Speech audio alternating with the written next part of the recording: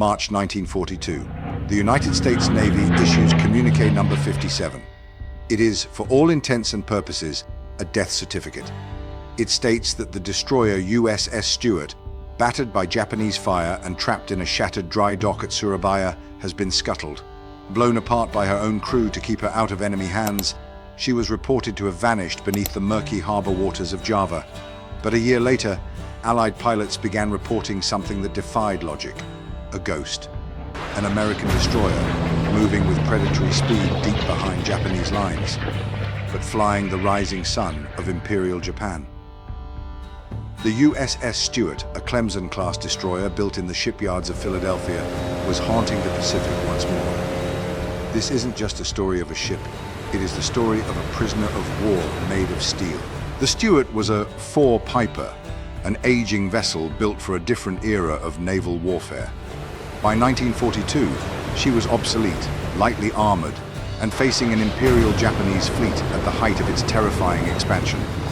During the desperate Battle of Badong Strait, she was hit hard, limping into port as full of holes as a salt shaker. Then, disaster struck. As the floating dry dock lifted her for repairs, supports failed. The Stuart toppled into the mud, listing at a helpless, impossible angle. With Japanese bombers closing in, the order was absolute: destroy her. Demolition charges ripped through her hull, and a Dutch dive bomber was even ordered to strike the wreck to ensure she stayed down. Smoke rose over the harbor, and the Navy struck her name from the records.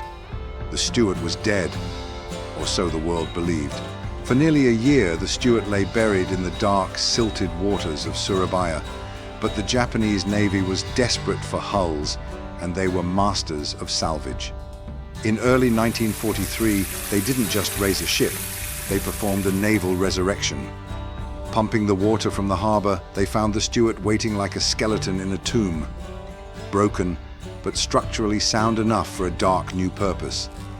Under the guidance of naval constructor Shizuo Fukui, the Stuart was reborn as Patrol Boat 102.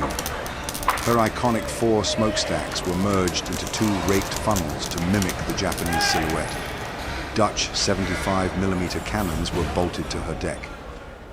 On September 20th, 1943, she rejoined the war, no longer a defender of the Pacific, but a predator within it. She was a Frankenstein ship, flying the flag of the men who had tried to sink her. Throughout 1944, the legend grew. Allied pilots returning from raids over the Philippines and Borneo described an American ship moving with deadly precision, only to reveal the red sun on her deck when they closed in. Intelligence officers were baffled. Was it a trick of the light? A secret weapon? Every sighting added to the legend of the Ghost of the Pacific, a ship that refused to stay in its grave, forcing Allied sailors to look into the eyes of their own dead past.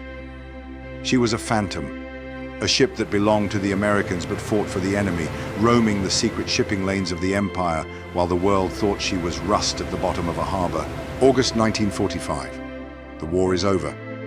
American occupation forces enter the Kure naval base near Hiroshima, the heart of Japan's naval power. Among the twisted remains of the Imperial fleet, they find an anomaly: a battered vessel with a strangely familiar American bow. Despite the Japanese funnels and foreign guns, the steel spoke a truth they couldn't ignore. Hull number 224 was still etched into her soul. The reaction was electric. American sailors didn't just find a ship, they found a survivor. In an emotional ceremony, the Japanese patrol boat 102 was decommissioned, and the stars and stripes were raised over her deck for the first time in over 3 years. The prisoner was finally coming home. The Stuart's final journey was a struggle.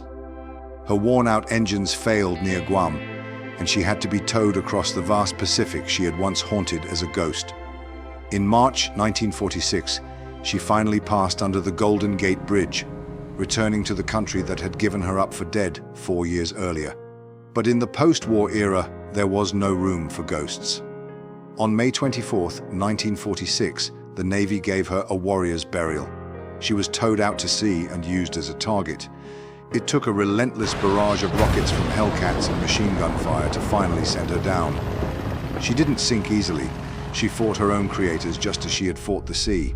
For 78 years, the Stewart was a legend, lost to the dark. But in late 2024, the mystery came full circle. Drones discovered her sitting perfectly upright on the seafloor, 3,500 feet down off the California coast. History isn't just about dates. It's about the things that refuse to be forgotten. The Stewart was bombed, scuttled, captured, and hunted, but she always returned to the surface. I'm your narrator for the Time Navigator. If you believe that even the deepest secrets eventually find their way to the light, join us, because history is just the beginning of our journey.